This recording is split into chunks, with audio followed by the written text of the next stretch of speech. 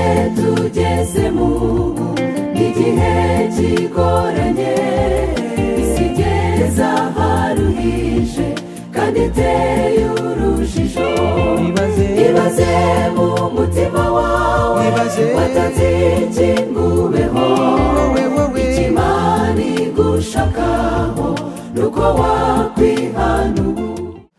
Inshuti duhuriye ku murongo w'ivugabutumwa Heart to Heart with the Ambassadors, ndagusuje mu izina rya Yesu.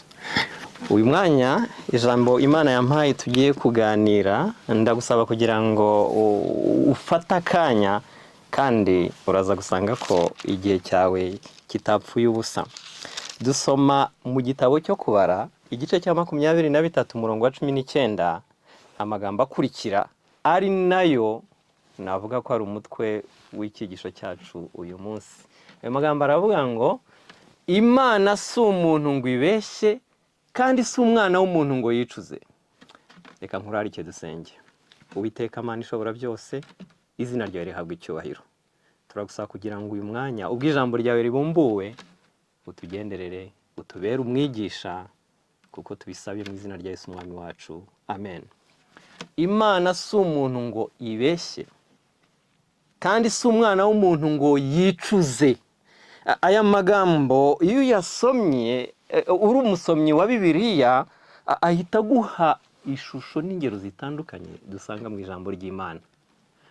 Anyerekeje mu gitabo cy'Itangiriro, ndagira ngo tugende tuharebe urugero rumwe Bibiliya itubwira nyinshi, nahisemo rumwe, ariko ndagira ngo tujye mu gitabo cy'Itangiriro igice cya 37. Hari igitekerezo dusanga ahangaha kitujyana mu umuryango w'abana batari bake, umuryango w'abana barenga 10, birumvikana bafite na bamama baho barenze umwe.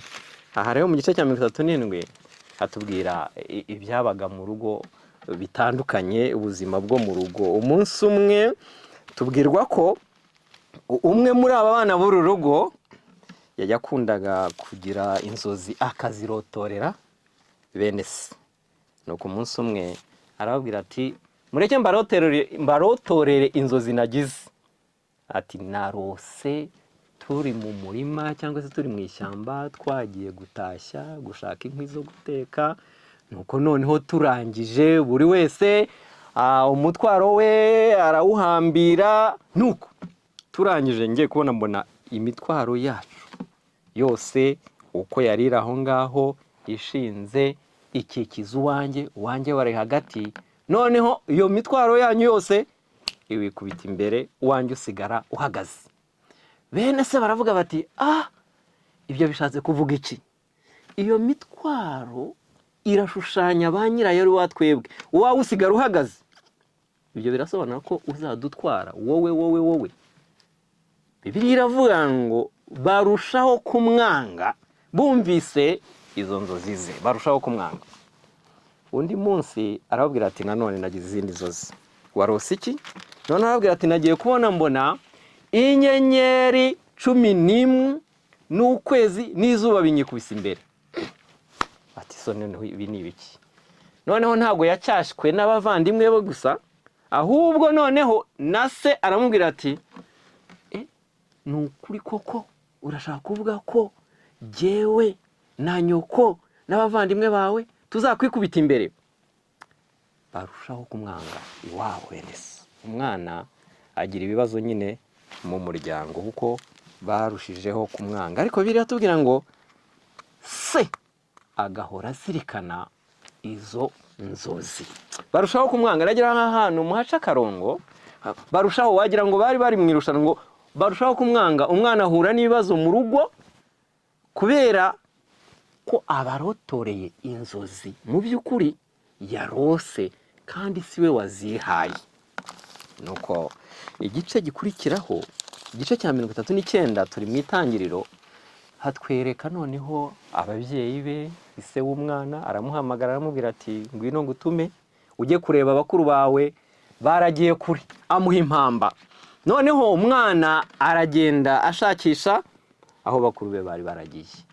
Bibiliya iratubwira ngo bamwitegera ari kure, baramubona noneho bamubonye mwibuke rya shyari bari bamufitiye, noneho ngo baramubona baravuga ngo nguriya Karosi araje. Amazina ye bari baragiye banahindura mu rugo bamwita Karosi. Urumva ko mu rugo umwana yahuraga n'ibibazo bakamubaza, birumvikana batese Karosi noneho uyu munsi warose iki, murumva ubuzima yari arimo. Baramubwira bati, baravuga bati Karosi araje, mureke tumwice tuzarebeho aho inzozi ze zizaherera, mureke tumwice. Ishyari ribagejeje ku rwego rw'uko bashobora no gupanga gahunda zo kumwica.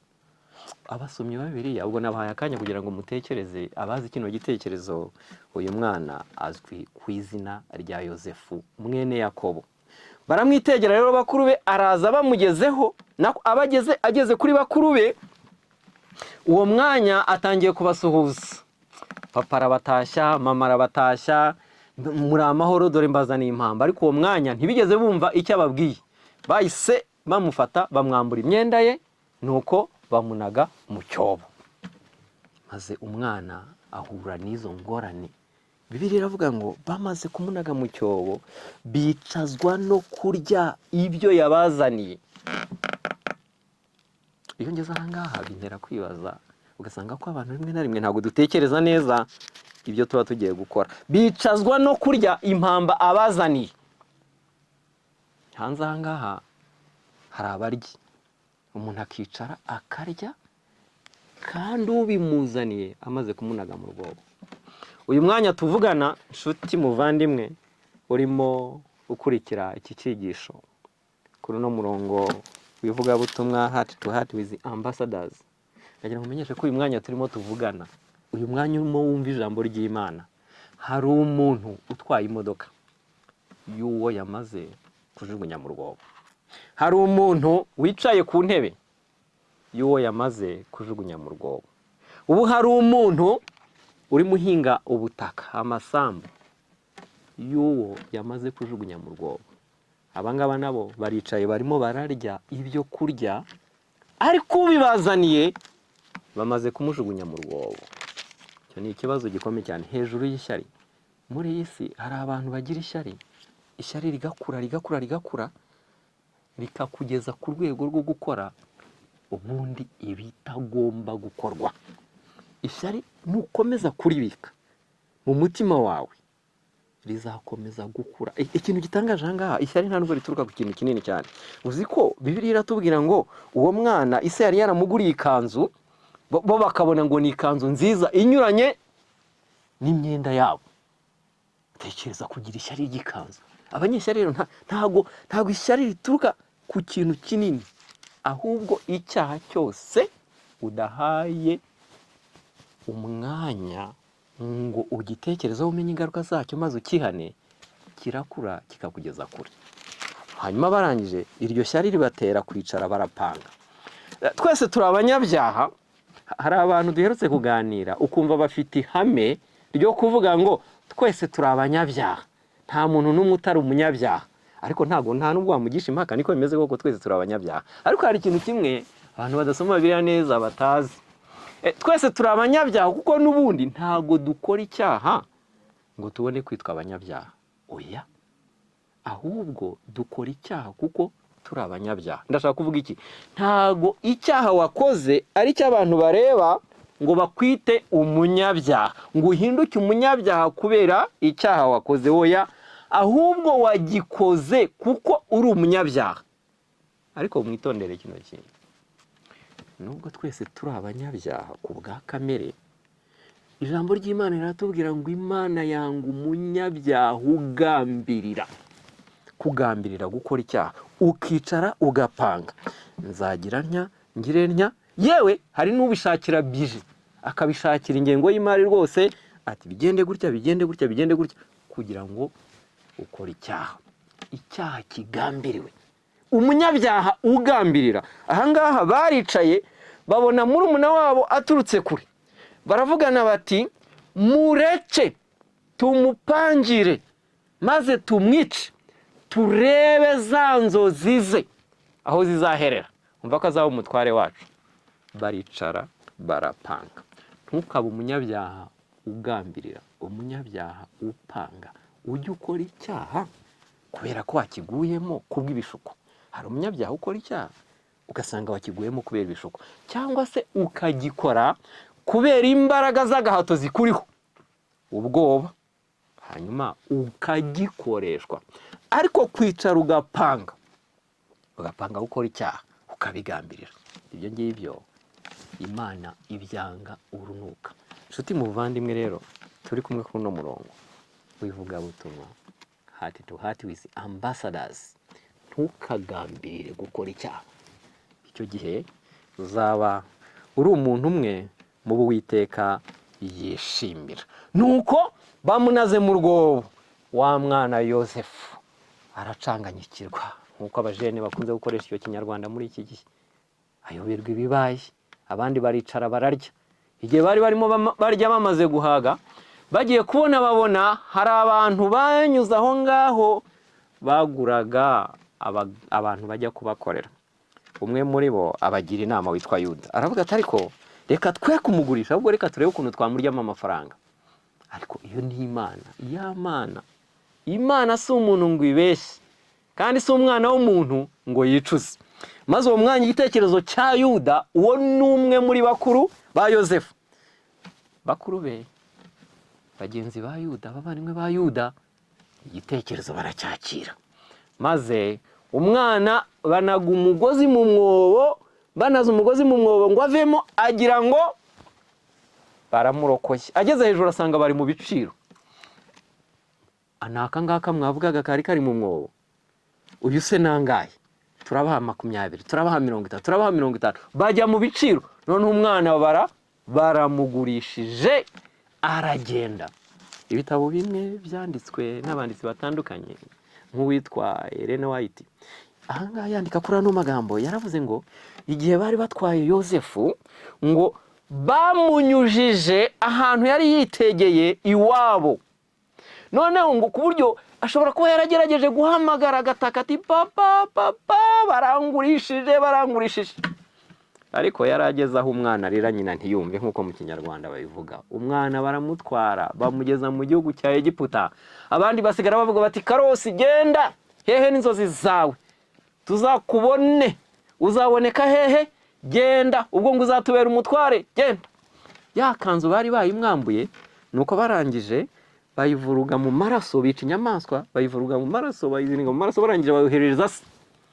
Ngaho reba ko yari umwana wawe. Se ayibonye arayimenya, ararira cyane. Bamugezeho nuko baramubeshya, bakomeza kubika icyo cyaha mu mutima, baramubeshya. Nuko bajya ku kiriyo hamwe na se, nuko se akagira ngo nabo bari mu kiriyo. Nshuti z'Imana, ujye umenya ibintu biri mu mutima wawe ko Imana ibisoma. Hari igihe nigeze kubona abantu bari mu kiriyo, nuko nitegereje abantu uko bari barimo barira, mbona umubyeyi umwe wari urimo kurira. Noneho uko yari arimo kurira cyane, arira cyane, ariko akaba afite n'akadorerwamo mu gafuka ke. Noneho akavanamo akadorerwamo, uko arimo kurira akarira, akihanagura, akisiga nyine ya marange bisiga ku munwa, akongera akihanagura, akisiga. Ukibaza uko kurira kurimo agahinda kuvanze no kwisiga kugira ngo nyine akomeze ase neza, kugira ngo ubihuze. Nkumva jewe birango yari ameze nk'abo bakuru ba Yosefu, nabo barimo bararira, bari kumwe na se. Isi aravuga ngo nzarinda njya mu nda y'isi nkiririra umwana wanjye, nabo bagakomeza bakarira, kandi baramugurishije. Nabo ndumva bari bameze nk'uwo mubyeyi. Nuko Yosefu ageze mu Egiputa, aho bamugurishije, bamugurisha bwa kabiri.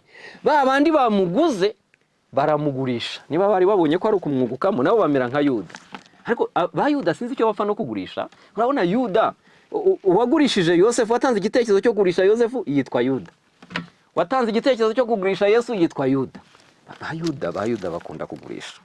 Ariko ikindi kintangaza rero muri isi, uzi ko dufite abantu babatizwa buri munsi, tubwiriza ubutumwa abantu bakabatizwa, abandi ndetse mu yandi madini hari ngo no gukomezwa n'iki.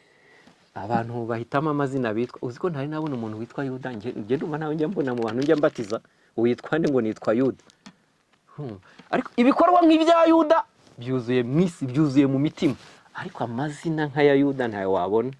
Ibikorwa ba Yuda ntiwababara, amazina nta Yuda wabona. Maze ageze mu Egiputa naho baramugurishije. Bamugurishije hehe? Bamugurishije n'umutware utwara ingabo zirinda umwami.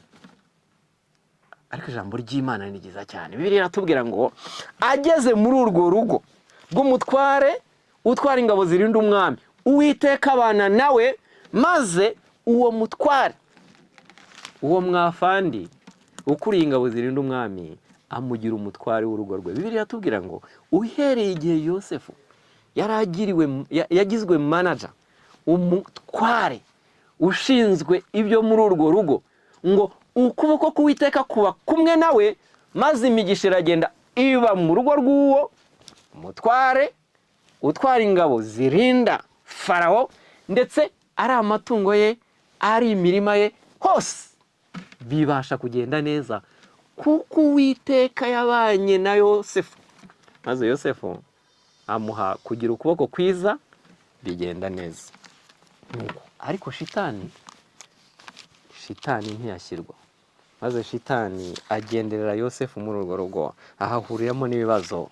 Maze nyirabuja ashaka kumukoresha icyaha, Yosefu arabyanga. Abyanze bimukoraho, nyirabuja aramurega, icyaha gihindurira kuri Yosefu. Maze Yosefu baramufunga. Yosefu igihe bari bamufunze, ubwo turi mu gice cya 40 cy'itangiriro.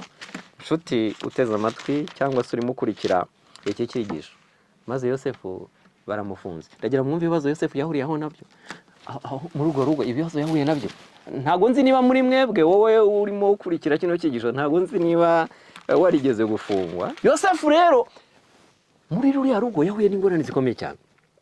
Ibyo yigiraga uno munyagano, ndatekereza Yosefu ubwo yinjiye muri iyo gereza, nawe baramubaza, ndibaza ngo Yosefu arimo baza bati, niko sha uzize iki? Nawe wakoraga kwa fandi ushinzwe kurinda ingabo zirinda umwami, wakoze iki? Ntegeza ko Yosefu yarabwiye ati, barahambeshyeye nyine, ngo ati mabuja ambeshyeye, ngo iki akubeshyera iki? Nta soni. Urwenya nyine rw'abantu bakamubwira bati, mbega niko zasha, wabonye agushinga ibyo mu rugo rwose ugira ngo n'umugore we yamugushinze. Ugerageje, iyo usoma Bibiliya ukagerageza no gutekereza, ukagira ngo wishyire muri uwo mwanya ibyo abantu bavugaga bitewe n'ibyari biriho. Wibuke ko Yosefu yari n'umunyamahanga muri kiriya gihugu, na ya mashyari yose nayo ngayo ntago yarabuze. Umunyamahanga waje yagera k'uwo mutware ushinzwe ingabo zirinda Farawo, bagahita bamugira umuyobozi w'urwo rugo, amashyari ntago yarabuze. Urumva rero kujya muri gereza kwe n'ubundi bari babyishimiye. Urumva rero yahahuriye n'ibibazo cyane uriya mwana. Baramufashe rero bamujyanye muri gereza, baramufunze. Igice cya 41 bamugejeje mu gice cya 40 baramufunze. Nuko ariko Bibiliya iravuga ngo Uwiteka akomeza kubana nawe. Amen. Akomeza kubana nawe.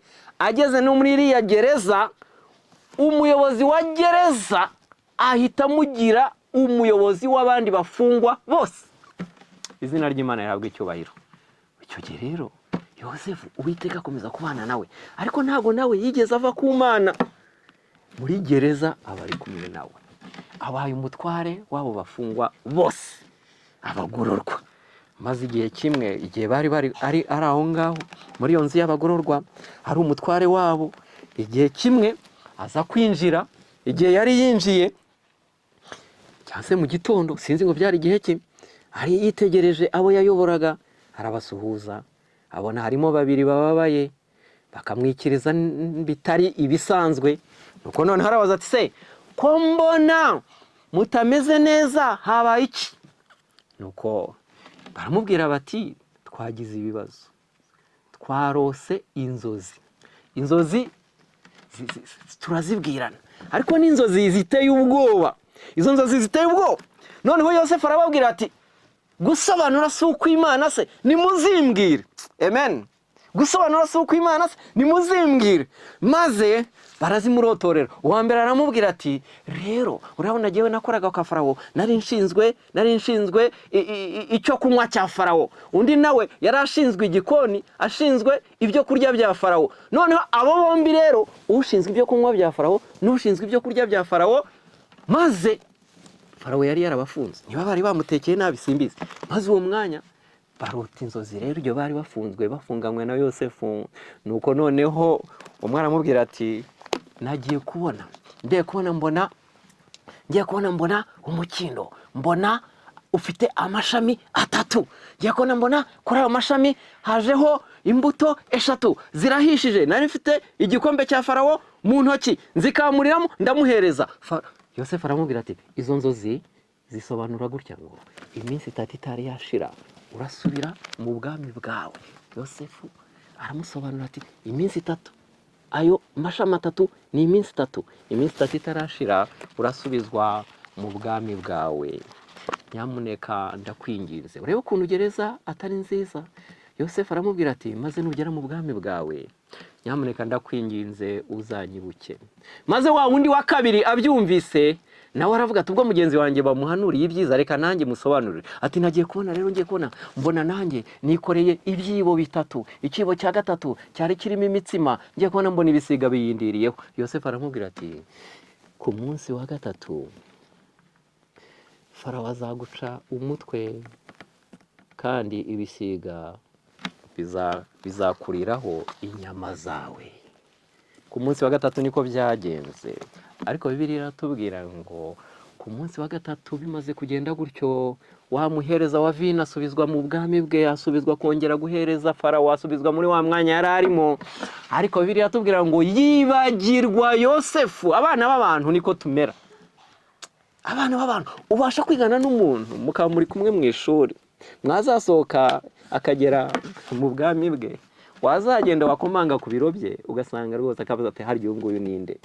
Wa wundi Yosefu yabwiraga ati nusohoka ukagera mu bwami bwawe, kandi dore mu minsi 3 biraba bibaye, uzanyibuke. Maze agezeyo, yari atubwira ngo agezeyo aramwibagirwa. Nshuti mukunzi uri mukurikira iki kiganiro, ndakumenyesha ko abana b'abantu babasha kukwibagirwa, ariko Imana yo ntabwo ibasha kukwibagirwa. Imana si umuntu ngo ibeshye, kandi si umwana w'umuntu ngo yicuze. Bibiliya iratubwira mu gice gikurikiyeho ngo turi mu itangiriro, maze ngo imyaka 2 ishize wa wundi afunguwe ageze mu bwami bwe, haza kuba ikibazo gikomeye cyane. Farawo arota inzozi, ahamagara abanyabwenge bose bo mu Egiputa kugira ngo baze bazisobanure. Azibarotoreye zirabananira. Zimaze kubananira, wa wundi umuri iruhande umumenyera amafunguro aramubwira ati ndagira ngo nkwibutse mwami nyagasani, mu gihe cyashize wigeze kudufunga. Icyo gihe twari dufunganywe n'umuheburayo, tuza kurota inzozi hamwe na mugenzi wanjye wa wundi wari ushinzwe igikoni. Maze izo nzozi rero tuzirose biraducanga, biratuyobera. Turangije tuzirotorera Yosefu, umuheburayo twabanaga, azidusobanurira neza uko byagenze. Ku munsi wa 3 wanshubije mu mirimo yanjye, hanyuma mugenzi wanjye uramumanika. Yosefu baragenda baramuzana. Bibiliya iravuga ngo bamuhubura, ngo baragiye bamuhubura muri gereza, baramwogosha, bamwambika imyambaro myiza. Araza ageze imbere y'umwami, umwami aramubwira ngo bambwiye ko ubasha kurotora inzozi bakurotoreye. Yosefu aramubwira ngo ntago ari jyewe. Haleluya. Aramubwira ngo ntago ari jye, sige, ahubwo Imana yo mu ijuru niyo irotora inzozi. Maze arangije amusobanura inzozi yarose. Iyo ngeze aha ngaha mpita nibuka ababwiriza bo muri iki gihe. Yaza kuba ari igihe cyangwa undi mubwiriza njya mbona muri iki gihe, cyane cyane ku macano nk'aya ngaya, bakamubwira bati rotora. Yari kubabwira ati jyewe urimo urambwira ngo nkurotorere? Jyewe niko bakubwiye? Cyane rwose. Ahubwo kare kose mwagiye guhamagara abandi ndi hehe? Uzabaze nkiri n'umwana narotoraga inzozi, ubaze n'uwo nguwo kwicaye iruhande, uretse ko yanyibagiwe mu myaka nk'ibiri ishize, nawe na mugenzi we bambwiye inzozi zabo barazindotoreye, hanyuma ndazibasobanurira. Jyewe niwacu banyitaga Karosi. none jewe ubaze abona asengeye abona abwirije. Ariko ndagira ngo murebe ko umuntu w'Imana yitwara, abavandimwe babwiriza, ndagira murebe ko umuntu w'Imana yitwara. Yosefu aramubwira ngo bambwiye ko ubasha kurotora inzozi bakurotoreye. Yosefu aravuga ati ntago ari jyewe ahubwo Imana. Umuntu w'Imana yerereza Imana, ntago yerereza, ahubwo Imana niyo yonyine iri bugusobanurire. Amaze arazimusobanurira, arangira aramubwira ati rero ndagira ngo ushake umuntu w'umuhanga w'umunyabwenge umushinga igihugu cyawe. Farawo aravuga ngo twakuraho umuntu w'umuhanga w'umunyabwenge wabasha gushingwa iki gihugu maze kikazabasha kugenda neza, inzara ntitere muri iki gihugu. Nta wundi usibye wowe Yosefu. Arangije aramubwira ngo ku ntebe yanjye jyewe jyenyine nta wundi uzagusumba. Abanyegiputa bose mbashyize mu maboko yawe, nta n'umwe uzashingura ikirenge hano utabimuhaye. Ndagira ngo mbabwire ukuntu Imana ari igitangaza. Tekereza, nta n'umwe uzashingura ikirenge. Na wa mugore se wa wundi wamufungishije nawe ntabwo azagishingura, Yosefu atabizi. Imana ni nziza cyane.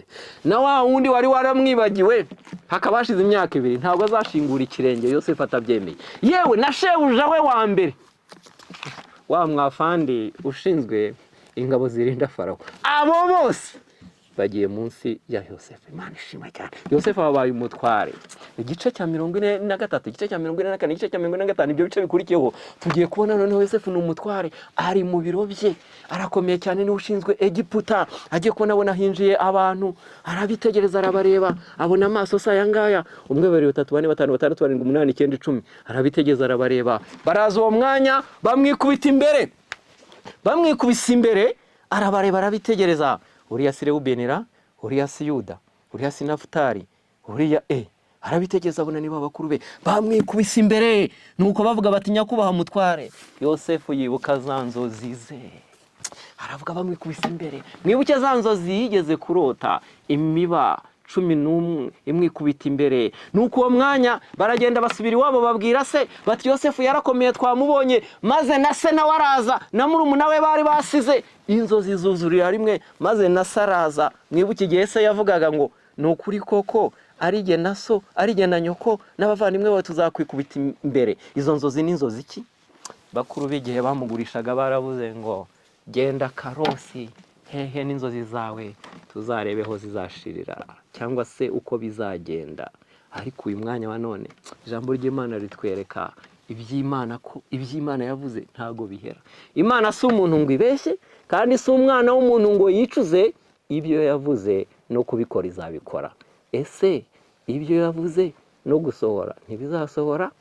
Yosefu turimo turamubona, za nzozi maze arazibuka, yibuka Imana ye, ukuntu yabanye nawe. Baraza bamwikubita imbere. Inshuti z'Imana, Imana si umuntu ngo ibeshye, kandi si umwana w'umuntu ngo yicuze. Yizere, ntago igihinduka. Urakoze Imana yacu, turagushimira cyane kuko uri Imana idahinduka. Ntago uri umuntu ngo ubeshye, kandi ntago uri umwana w'umuntu ngo wicuze. Ibyo wavuze no kubikora uzabikora. Tubashije kwizera ijambo ryawe uhereye none n'iteka ryose, mu izina rya Yesu, amen. Igihe tugezemo igihe kigoranye, isi igeze aharuhije kandi iteye urujijo. Ibaze mu mutima wawe, watanze iki ngo ubeho? Icyo Imana igushakaho nuko wakwiye